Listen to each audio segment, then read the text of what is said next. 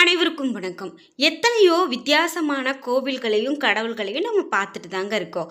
இப்போ நம்ம பார்க்கக்கூடிய இந்த கோவிலில் மிக பெரும் வித்தியாசமான ஒரு கடவுள் யார் என்ன அப்படின்னு பார்த்தீங்கன்னா, சிவபெருமான் யாழை முகத்தோட மனித உடம்பு, 8 கால், 4 கை, 2 இறக்கைகள், ஒரு இறக்கையில் பிரித்தியங்கரா பத்ரகாளியாகவும் மற்றொன்றில் சூலினி அப்படின்னு துர்க்கையாகவும் உருவெடுத்து இறக்கைகளால் சிவபெருமான் பறவை ரூபம் எடுக்கிறார். இந்த தலத்து இறைவன் இப்படி தாங்க காட்சி கொடுக்கிறாரு. இந்த தலம் எங்க இருக்கு? இந்த தலத்துக்கு நம்ம வழிபாடு செஞ்சோம் அப்படின்னா எப்படிப்பட்ட கர்மாவும் தீர்ந்து போகும் அப்படின்னு சொல்றாங்க. நமக்கு நம்ம ஒரு விஷயத்துக்காக நம்ம கஷ்டப்படுறோம். தலைமுறையா ஒரு சில குடும்பங்கள்ல ஒரு சில விஷயங்கள் தொடர்ந்துக்கிட்டே வரும். அதாவது யாராவது ஒருத்தங்களுக்கு குழந்தை இல்லாமல் போகிறது, திடீர்னு யாராவது அவங்க வீட்டில் அகால மரணங்கள் அடையிறது, இந்த மாதிரி ஏதாவது ஒன்று நடந்துக்கிட்டே இருக்கும். அப்படியெல்லாம் இருக்கக்கூடியவங்க இந்த கோவிலுக்கு வழிபாடு செஞ்சாங்க அப்படின்னா அந்த மாதிரியான பிரச்சனைகள், அந்த மாதிரியான நமக்கு ஒரு சாபமோ அது மாதிரி இருந்தால் கூட அதையெல்லாம் தீரும் அப்படின்னு சொல்கிறாங்க. இந்த கோவிலுடைய தல வரலாறு ரொம்ப சிறப்பானது. இந்த கோவிலுக்கு வழிபாடு செஞ்சோம் அப்படின்னா நிச்சயமாக நமக்கு நல்ல ஒரு வழி கிடைக்கும் அப்படின்னு சொல்கிறாங்க. மேலும் இந்த கோவில் பற்றி பார்க்கும்போது நிறைய ஒரு சுவாரஸ்யமான தகவல்கள்லாம் சொல்கிறாங்க.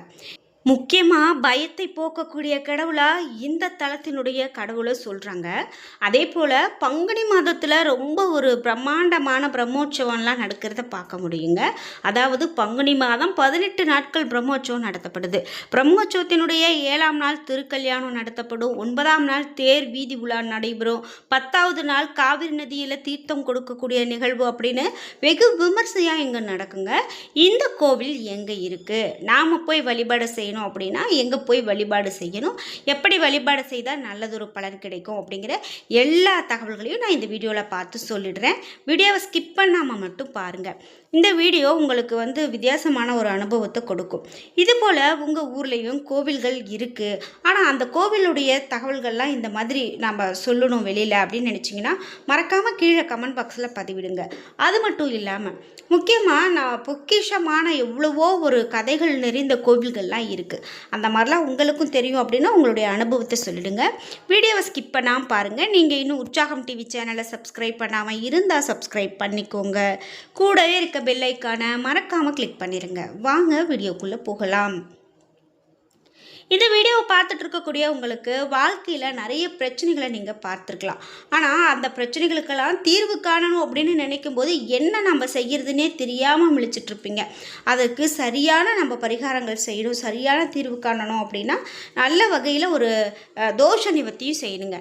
இந்த வீடியோக்கு கீழே டிஸ்கிரிப்ஷனில் வராகியம்மன் ஜோதிட நிலையத்தின் தொலைபேசி எண் கொடுத்துருக்கேன். அந்த எண்ணுக்கு தொடர்பு கொண்டு பேசி பாருங்கள். கண்டிப்பாக அவங்க வாழ்க்கையில் இருக்கக்கூடிய எல்லா பிரச்சனைகளுக்கும் சரியான தீர்வு கிடைக்கும். நாம் இப்போ பார்த்துட்டு இருக்கக்கூடிய இந்த கோவில் எங்கே இருக்குது அப்படின்னு பார்த்தீங்கன்னா, அதாவது தஞ்சாவூர் மாவட்டத்தில் இருக்குது. இந்த கோவில் நம்ம பார்க்கும்போது பங்குனி உத்திரம் பிரம்மோற்சவம் 18 நாள் திருவிழாவாக ரொம்ப சிறப்பாக சரப உற்சவம் அப்படின்னு சொல்லுவாங்க. அது ரொம்ப நல்லபடியாக நடக்கும். ஞாயிற்றுக்கிழமையில் சரப உற்சவம் நடைபெறும். அன்னைக்கு ஏகதின அர்ச்சனை நடக்கும். அன்று இரவு சுவாமி வெள்ளி ரதத்தில் புறப்பாடு திருவீதி விழா அப்படின்னு பார்த்தீங்கன்னா ஒரே திருவிழா கோலமாக இருக்கும் அப்படின்னு சொல்லலாம். இந்த தல இறைவன் சுயம்பு மூர்த்தியாக அருள்பாலிக்கிறார். இந்த தலத்தில் சரபேஸ்வரர் 7 அடி உயரத்தில் தனி சன்னதியில் பிரம்மாண்டமான தோற்றத்தில் காட்சி கொடுக்கிறாரு. காலை 6 மணி முதல் 11 மணி வரை, மாலை 5 மணி முதல் 8 மணி வரையும் கோவில் நடை திறந்திருக்கும். அருள்மிகு கம்பகரேஸ்வரர் அப்படின்னு இந்த கடவுளை நம்ம வழிபாடு செய்யலாம். அதாவது அருள்மிகு கம்பகரேஸ்வரர் திருக்கோவில். இந்த கோவில் திருபுவனம் தஞ்சாவூர் மாவட்டத்தில் அமைஞ்சிருக்கு. நீங்கள் இந்த கோவிலை பார்க்கணும் அப்படின்னா தஞ்சாவூர் மாவட்டம் திருபுவனத்துக்கு போயிட்டு இந்த கோவிலை பார்க்கலாம். அதே போல் பொதுவாக என்ன சொல்கிறாங்க அப்படின்னு பார்த்தீங்கன்னா, பிச்சாடனர், லிங்கோத்பவர், தட்சணாமூர்த்தி, பிரம்மா, துர்க்கை ஆகியோர் சன்னதிகள் சுற்று பிரகாரத்தில் இருக்கக்கூடியதை பார்க்க முடியும். இந்த கோவிலுக்கு அப்படின்னு பார்த்தீங்கன்னா பிரார்த்தனை வச்சுக்கிட்டாங்க, வேண்டுதல் வச்சுக்கிட்டாங்க அப்படின்னா கண்டிப்பாக நடக்குது. சரபேஸ்வரரை வணங்கினா வியாதிகள் தீரும், மன கஷ்டங்கள் தீரும், கோர்ட்டு விவகாரத்தில் நல்ல ஒரு சாதகமான பலன் கிடைக்கும், பிள்ளை சூனியங்கள், ஏவல், மறைமுக எதிரிகளுடைய தொல்லை, திருஷ்டி தோஷங்கள், சத்ரு தொல்லைகள், ஜாதக தோஷங்கள், கிரக தோஷங்கள் இவை எல்லாமே நீங்கும் அப்படின்னு சொல்கிறாங்க. அதனால் முக்கியமாக தோஷம் இருக்குது, அது நான் நிவர்த்தி செய்யணும் அப்படின்னு சொல்கிறவங்க இந்த கோவிலுக்கு போய் வழிபாடு செஞ்சுட்டு வாங்க. அதே போல் கல்வி, ஆரோக்கியம், ஆயுள் விருத்தி, மன விருப்பப்படியான வாழ்க்கை, உத்தியோக உயர்வு இவை எல்லாமே நடக்கும். நினைத்த காரியங்கள் கைகூடி வரும். குழந்தை பேரு இல்லாதவங்க நிறைய பேர் இந்த கோவிலுக்கு வந்து வழிபாடு செய்கிறாங்க. கண்டிப்பாக அவர்களுக்கு குழந்தை பேரு கிடைக்குது. முக்கியமாக கடன் தொல்லையால் நான் மாட்டிக்கிட்டேன் அப்படின்னு சொல்லக்கூடியவங்க அதிகமான பேர் இந்த கோவிலில் வந்து வழிபாடு செய்கிறாங்க.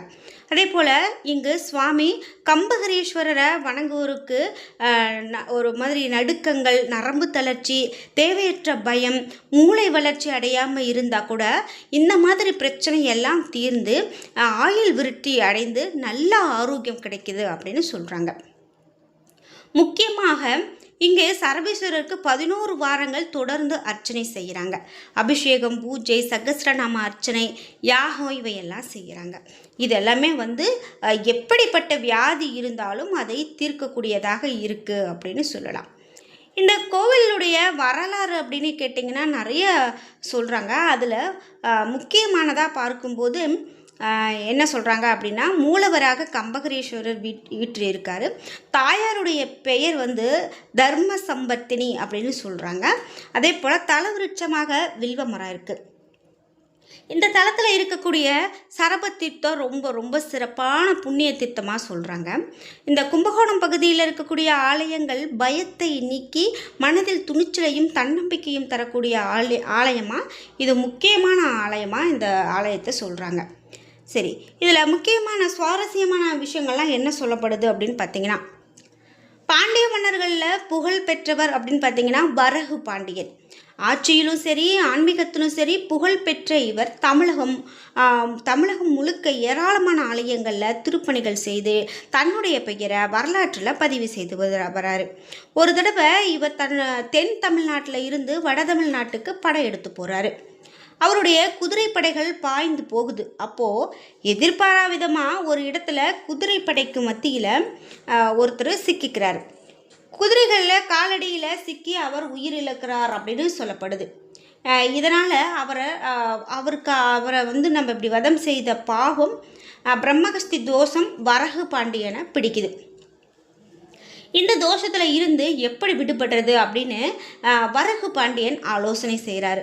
அப்போது கும்பகோணம் அருகில் இருக்கக்கூடிய திருவிடைமருதூர் தலத்துக்கு சென்று வழிபட்டால் பிரம்மஹஸ்தி தோஷத்தில் இருந்து விடுபடலாம் அப்படின்னு சொல்லப்படுது. அதன்படி இந்த வரகு பாண்டியன் திருவிடைமருதூர் ஆலயத்திற்கு சென்று வழிபட்டு தோஷ நிவர்த்தி பெறுகிறார். என்றாலும் வரகு பாண்டியனுக்கு மனதுக்குள்ள பிரம்மஹஸ்தி தோஷம் பற்றிய பயம் இருந்துகிட்டே இருக்குது. அந்த பயத்தை எப்படி போக்குறது அப்படின்னு ஆலோசிக்கிறாரு. அப்போது திருபுவனத்தில் இருக்கக்கூடிய கம்பகரேஸ்வரர் ஆலயம் பற்றி வரகு பாண்டியனுக்கு தெரிய வருது. இந்த கம்பகரேஸ்வரரை மனமுருக வழிபட்டால் தேவையற்ற பயம் நீங்கி நல்ல ஆரோக்கியத்தோடு நீண்ட ஆயுள் கிடைக்கும் அப்படின்னு வரகு பாண்டியனிடம் சொல்லப்படுது. அச்சுகிரீவன், விடபக்ரீவன், விலால் கிரீவன் என்ற 3 அரசர்களை சிவபெருமான் தன்னுடைய சிரிப்பால் அழித்து தேவர்களின் வாழ்வில் பயம் போக்குறார். அதுபோல் அரசு மன்னன் இரண்யகசுபவை அழித்த நரசிம்மர் உக்கிரம் மாறாமல் இருந்ததால் அவரை சாந்தப்படுத்த சிவபெருமான் சரபேஸ்வரராக மாறி நரசிம்மரை சாந்தப்படுத்தி தேவர்களுடைய பயத்தை போக்குகிறார் அப்படின்னு சொல்லலாம். இப்படி பயம் போக்கிய சிவபெருமான் திருபுவனம் தலத்தில் கம்பகரேஸ்வரர் என்ற பெயரில் வீற்றிருக்காரு. தூய தமிழில் அவரை நடுக்கம் தீர்த்த நாதர் என்று அழைக்கிறாங்க. இதை அறிந்த வரகு பாண்டியன் மன்னன் அந்த தலத்துக்கு சென்று வழிபட்டு தன்னுடைய பயத்தை போக்கிக்கிறார். இதனால தான் இன்றளவும் மக்களினுடைய பயம் போக்கக்கூடிய வகையில் இந்த ஆலயத்தில் வெள்ளி, சனி, ஞாயிறு, அஷ்டமி மற்றும் பௌர்ணமி நாட்களில் சிறப்பு பூஜைகள் நடத்தப்படுது.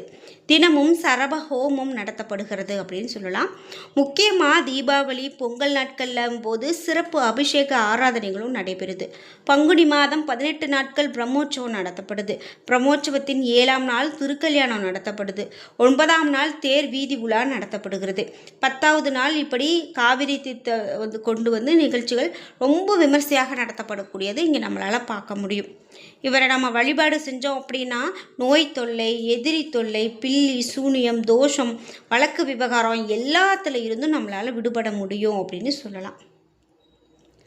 என்ன நண்பர்களே, இன்றைக்கி வீடியோவில் நம்ம கம்பகரீஸ்வரர் அப்படின்னு சொல்லக்கூடிய ஒரு வித்தியாசமான கடவுளை பார்த்து வழிபாடு செஞ்சோம், வழிபட்டோம். அதாவது இந்த வீடியோவில் நிறைய தகவல்களை தெரிஞ்சிருப்பீங்க. வீடியோ கண்டிப்பாக உங்களுக்கு ரொம்ப பயனுள்ளதாக இருந்திருக்கும். வீடியோ உங்களுக்கு பிடிச்சிருந்தா லைக் பண்ணுங்கள், ஷேர் பண்ணுங்கள், கமெண்ட் பண்ணுங்கள். நீங்கள் இன்னும் உற்சாகம் டிவி சேனலை சப்ஸ்கிரைப் பண்ணாமல் இருந்தால் சப்ஸ்கிரைப் பண்ணிக்கோங்க. கூடவே இருக்க பெல் ஐக்கானை மறக்காமல் கிளிக் பண்ணிடுங்க. நன்றி வியூவர்ஸ்.